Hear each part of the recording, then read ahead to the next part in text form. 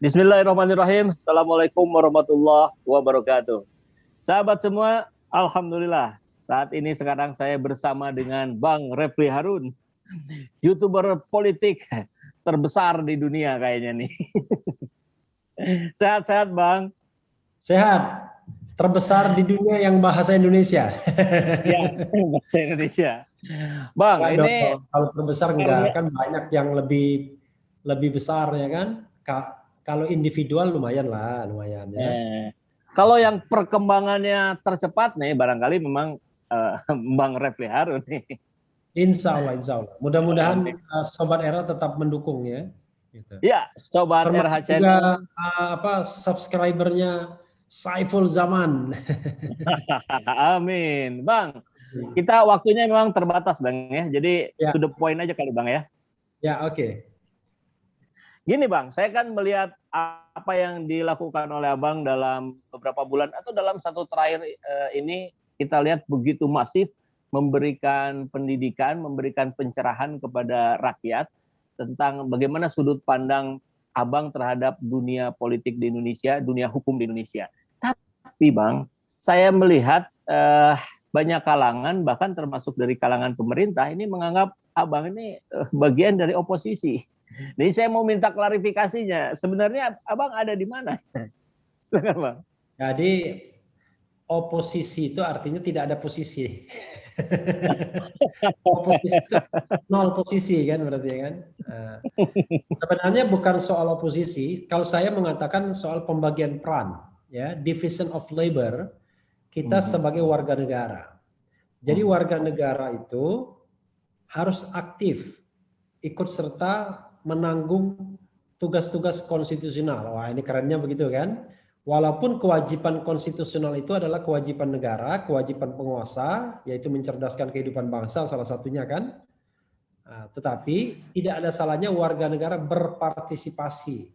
Nah, partisipasi warga negara tersebut ya tentu dengan berbagai macam. Salah satunya melalui media sosial YouTube ini. Karena ini sudah menjadi cita-cita dan keinginan saya sejak lama, ingin punya media sendiri yang bisa menyuarakan pendapat, pemikiran saya at any time. Tanpa harus menunggu undangan televisi misalnya.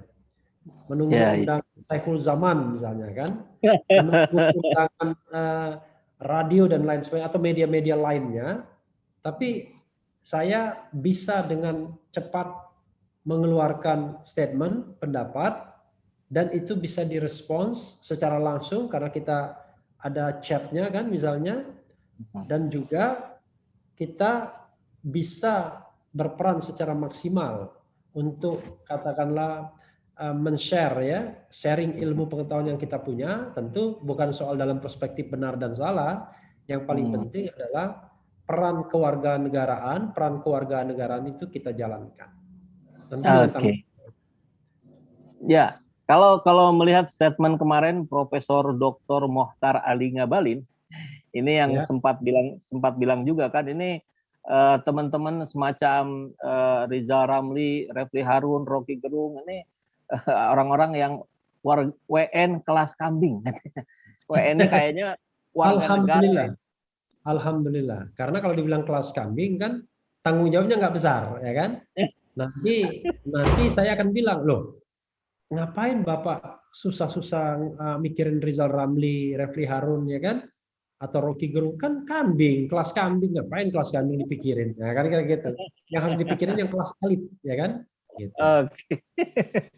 Jadi cukup segitu aja ya respon dari Bang RH. Ya apa-apa, saya bisa merespon dengan baik ya kalau misalnya diperlukan. Silakan. Nah, kemudian kan kita lihat Bang, ini misalkan dulu kita tahu nih, Abang ini sebetulnya pernah dekat sekali dengan RI 1. Betul Bang ya, di 2014 pernah menjadi persepsi sih enggak. Orang mempersepsi begitu tapi enggak. Tapi nanti saya jelaskan setelah pertanyaannya selesai. Oke, baik. Saya kira pertanyaannya yang mengait ke tadi saja Bang. Pertama, bagaimana respon Abang ketika pihak pemerintah menganggap Abang ada di posisi yang didegradasikan lah gitu ya, dianggap warga negara kelas kambing. Tapi di sisi lain, barangkali Abang bisa mencermati karena Abang dulu pernah ada di posisi yang cukup dekat dengan Presiden hari ini. Ya, untuk pertama ya, saya orangnya yang tidak pernah risau.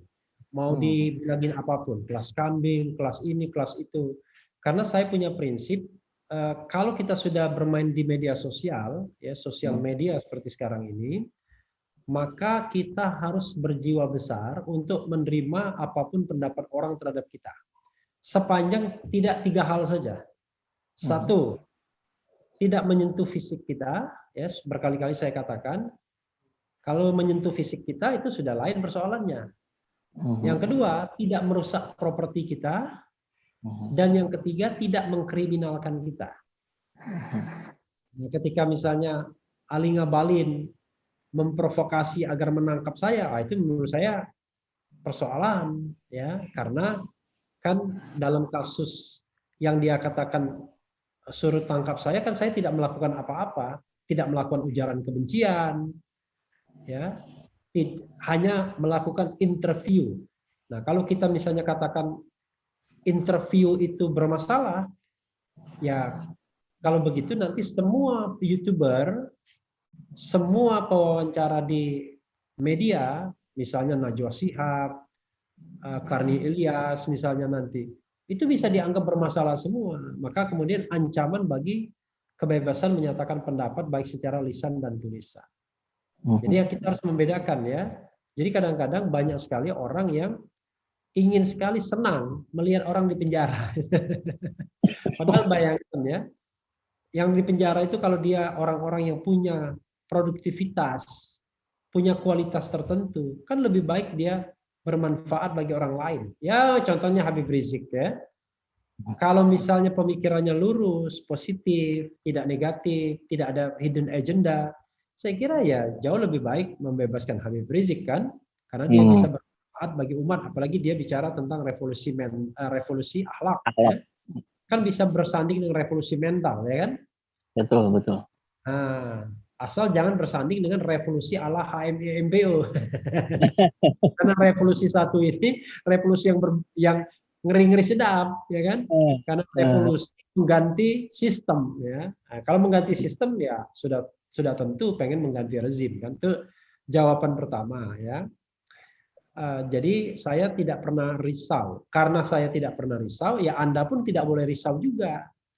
Jangan jadi cengeng, jangan jadi cemen. Begitu dikritik, ngadu ke polisi, kan begitu.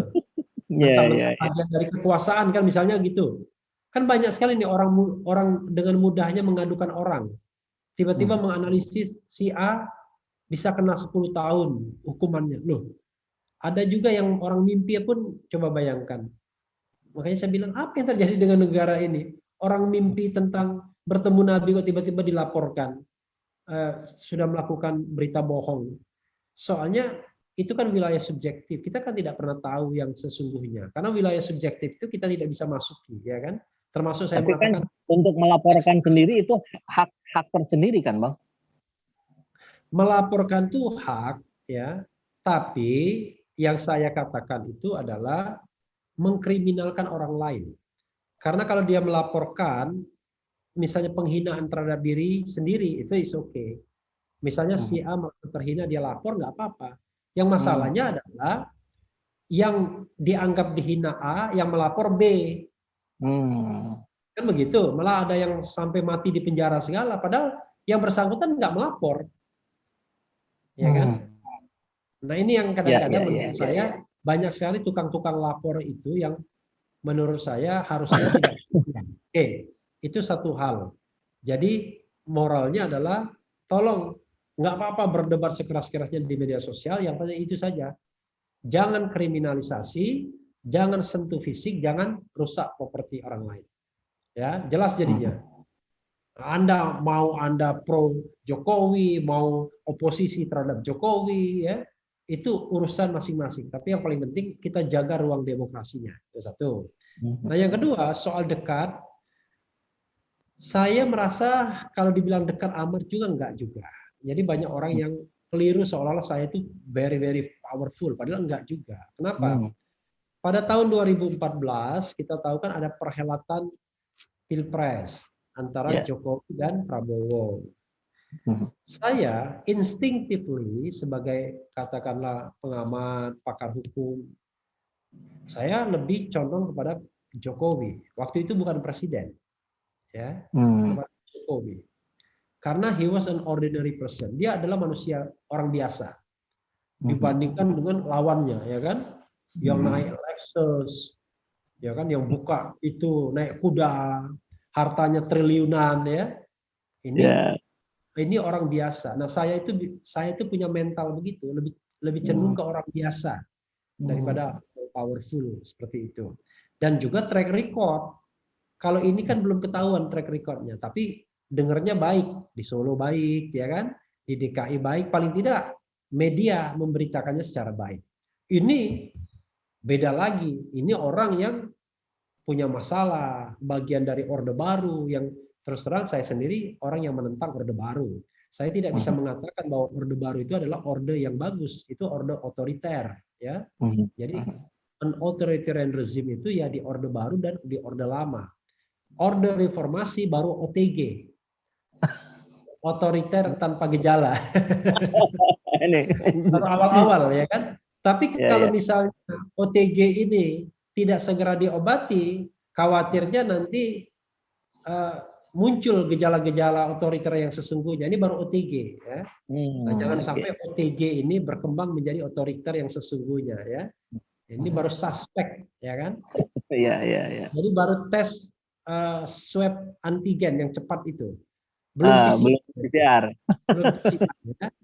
Padahal PCR sendiri ya tingkat akurasinya kan tidak bisa kita katakan 100% juga, pasti ada deviasi biasa karena saya pernah mengalami juga anak saya kan. Oke.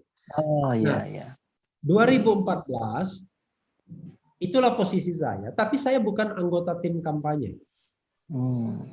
Saya tidak pernah menjadi anggota tim kampanye presiden atau calon presiden manapun hingga saat ini, gubernur atau kepala daerah siapapun hingga saat ini. Saya pernah diminta untuk menjadi tim sukses, tapi saya menolak. Ya, nah karena itu sama sekali tidak ada. Masalahnya sederhana. Biasanya kalau dalam pilpres itu, kalau di tahap awal yang paling laku surveyor.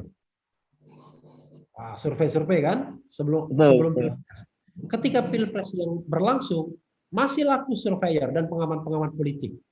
Nah, ketika sudah masuk tahap fase penghitungan suara, biasanya yang laku itu pakar hukum tata negara. Penghitungan suara, sengketa di MK, kan begitu?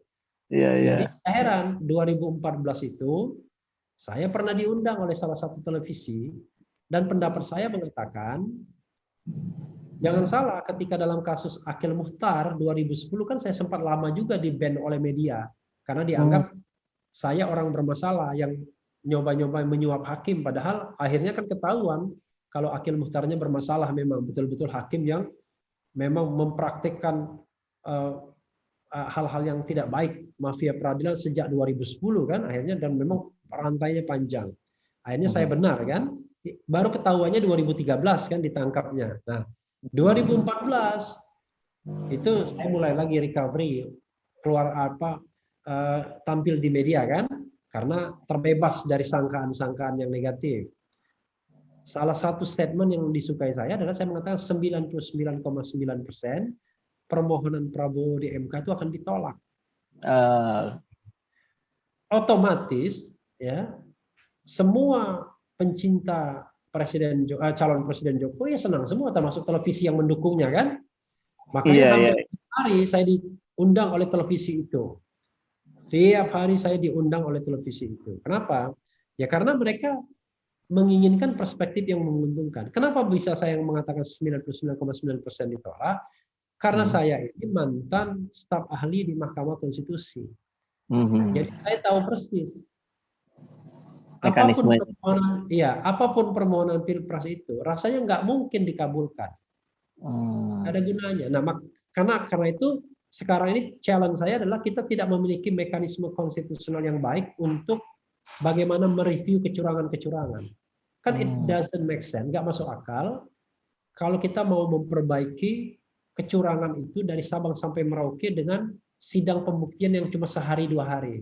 Itu gila namanya. Nggak masuk akal. Memang Profesor Edi Hiaris mengatakan pernah ada pengadilan yang cepat katanya, pengadilan hak asasi manusia di Vietnam atau apa, dia bilang waktu di kesaksian. Ya itu kan menyangkut individu 1 orang 2 orang saja.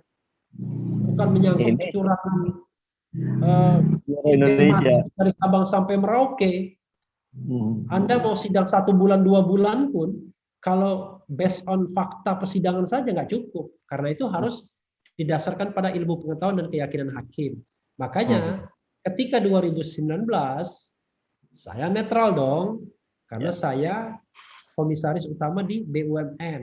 Jadi saya Pelindo ya. Ya, terakhir Pelindo 1. Saya tidak boleh berpihak dong. Tapi itulah kesalahannya. Karena justru kalau komisaris BUMN harus berpihak. Gitu, Bang. Padahal undang-undang, enggak, itu candaan saya. Padahal undang-undang pemilu mengatakan kampanye tidak boleh melibatkan komisaris, direksi, ya, dan karyawan BUMN.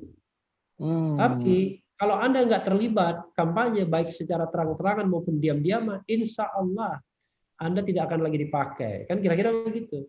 Makanya jangan heran.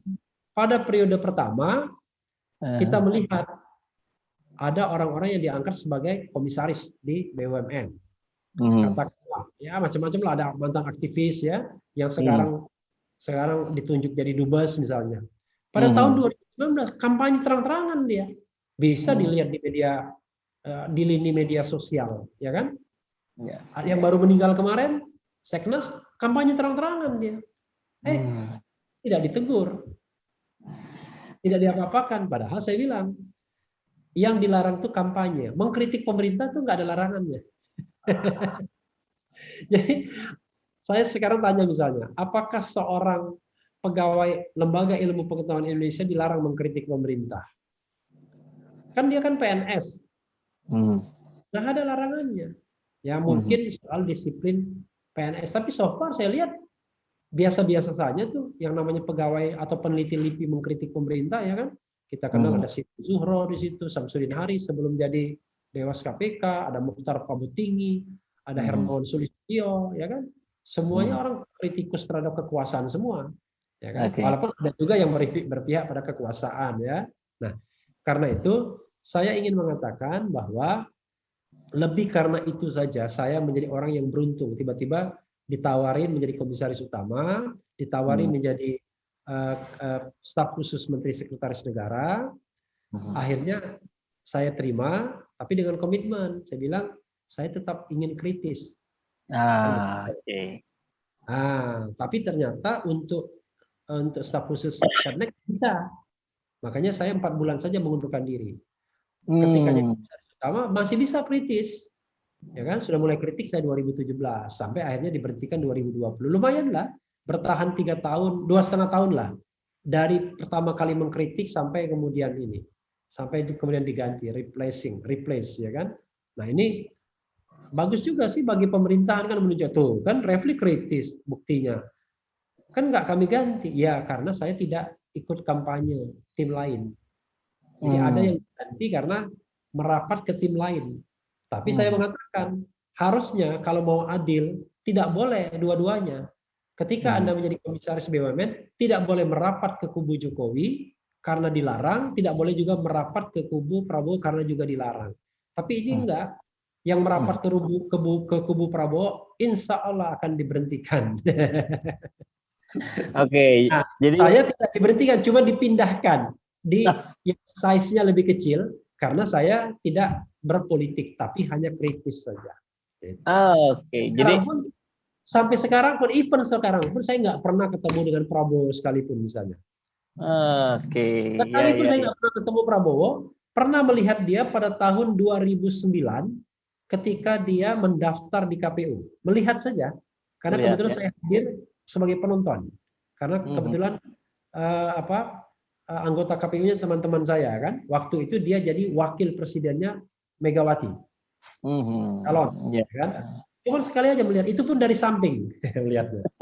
Sama Presiden Jokowi pernah bertemu, pernah berbincang, tapi tidak berdua saja. Ya bertiga, berempat ya, sama Pratikno, sama Teten Mas Duki, Alexander Lay kan. Nah, jadi tidak eksklusif juga, pernah sama Saldi Isra juga soal hakim konstitusi. Jadi itulah yang terjadi. Jadi pada tahun 2019 Jokowi bukan lagi Jokowi as an ordinary people, tapi dia adalah the incumbent, ya, orang yang berkuasa, yang sedang berkuasa, dan biasanya orang yang sedang berkuasa itu harus lebih banyak dikritik dibandingkan orang yang berkuasa karena mereka memegang segala resources. Nah, itu filosofi atau konsep kehidupan saya lah, kira-kira begitu. Oke, Bang. Saya ingin ada penegasan untuk memastikan. Jadi, Abang itu selesai di sana atau diberhentikan bukan karena melanggar peraturan, tapi justru karena sesuai dengan peraturan. Gitu kan, Bang ya? Iya dong. Yang melanggar peraturan itu kan yang ikut kampanye. Ya, karena saya bisa tunjukkan undang-undangnya itu. Undang-undang tentang pemilu nomor 7 tahun 2017. Kalau nggak salah pasal 230 apa. Itu mengatakan memang ada larangan bagi komisaris, direksi, sama karyawan BUMN untuk berkampanye. Tapi coba kita cek lini media massa, media sosial. Itu kelihatan siapa-siapa saja yang kampanye. Orang terang-terangan kok. Dan Bawaslu-nya kok nggak memperingatkan. Padahal saya pernah ngomong sama seorang anggota DPR. Itu loh. Itu kok kampanye-kampanye para komisaris BUMN kok nggak dilarang sih? Ya nanti kita panggil, ternyata nggak dipanggil, jangan-jangan udah kong kali kong juga. Atau, ya, karena banyak orang punya kebutuhan kan dengan BUMN kan. Anda bodoh dong kalau memusuhi BUMN, di mana kalau anggota DPR kan kalau ada apa-apa biasanya minta bantuannya ke BUMN juga gitu. Itu udah rahasia umum lah kira-kira. Nah, Bang, dengan rahasia-rahasia umum yang seperti itu, ini kan bagian dari carut-marutnya hukum yang ada di Indonesia kan, Bang. Nah, ya. Dari mana, dari sisi mana ini harus bisa dibenahi? Iya, jadi hukum itu kan ada 3 pendekatannya. Ada struktur, ya kan? Kemudian ada kultur, ya kan? Kemudian ada aparatnya, ya kan?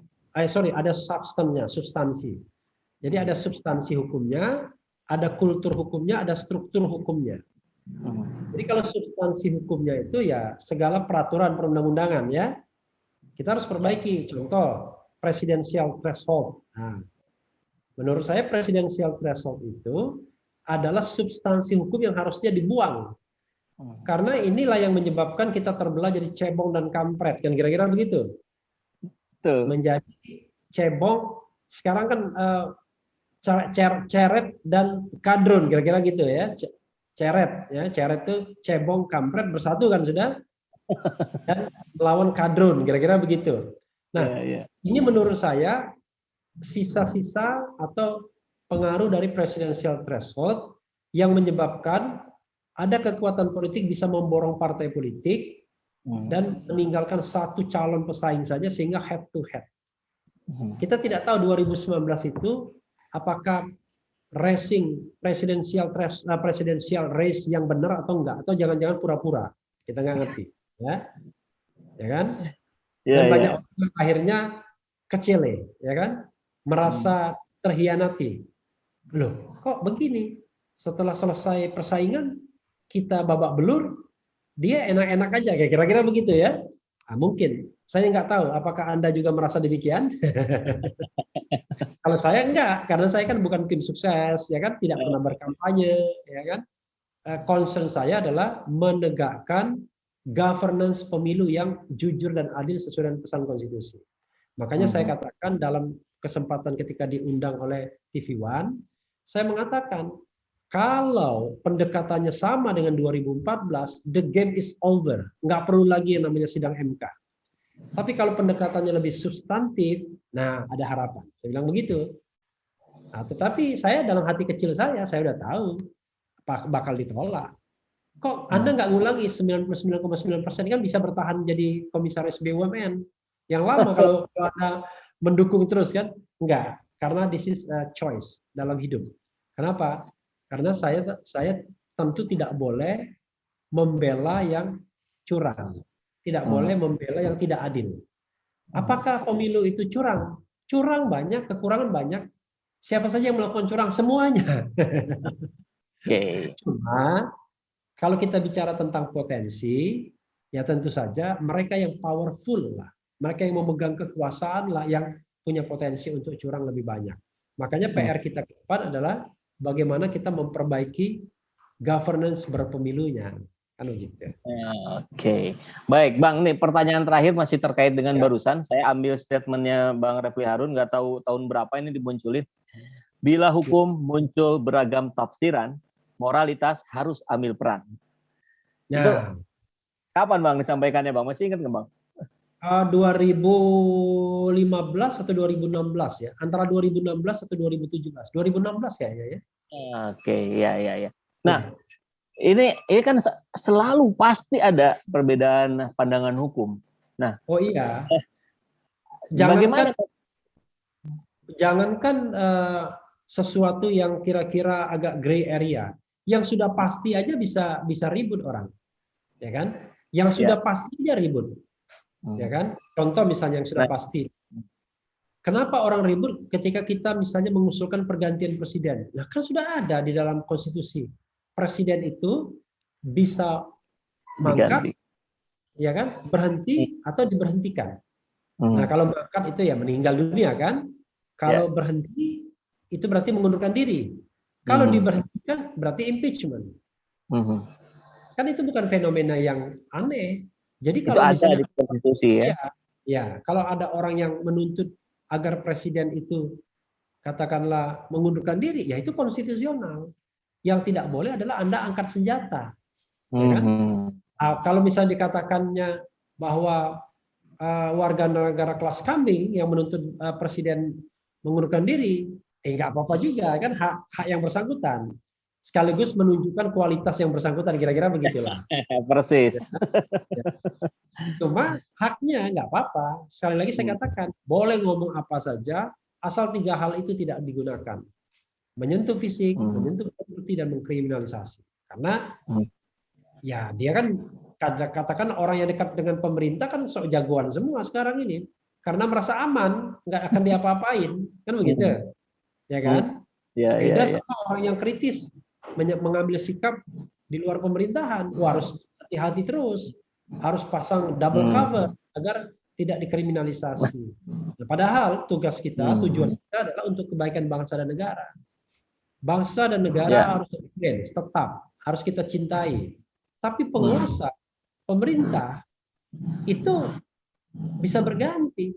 Makanya ada ungkapan kan, penguasa alim disembah, raja alim ya, raja alim raja disembah, raja lalim raja disanggah, kan begitu. Intinya adalah kita harus patuh dan hormat kepada penguasa sepanjang dia berbuat adil. Misalnya kalau salah satu indikatornya keadilan. Tapi kalau dia berbuat tidak adil, ya kan? Kalau dia berbuat tidak adil, maka itu pun saya tidak mengatakan Anda menyanggahnya secara brutal, enggak. Anda berhak untuk mengkritiknya. Kan halus masih kan? Anda berhak untuk mengkritik. Contoh misalnya kilometer 50 itu kan sangat tidak adil penanganannya sekarang. HRS sangat tidak adil. Jaksa Pinangki yang cuma kena 4 tahun dipotong diskon 60%, kok enggak kasasi, itu enggak adil. Nah, pada hal-hal seperti inilah kita harus bersuara. Gitu. Baik. Terima kasih banyak Bang Refli. Mudah-mudahan ini bisa dilanjutkan karena sebetulnya pertanyaan masih banyak Bang, tapi saya simpan dulu nanti. Simpan dulu, nanti kita lanjutkan yang lain. Gitu. Ya, selamat berjuang Bang. Kita butuh orang-orang semacam Bang Refli ini untuk membuat masyarakat kita memiliki harapan itu Bang untuk tegaknya keadilan di negeri ini. Amin. Terima kasih sekali lagi Bang. Assalamualaikum. Waalaikumsalam warahmatullahi wabarakatuh.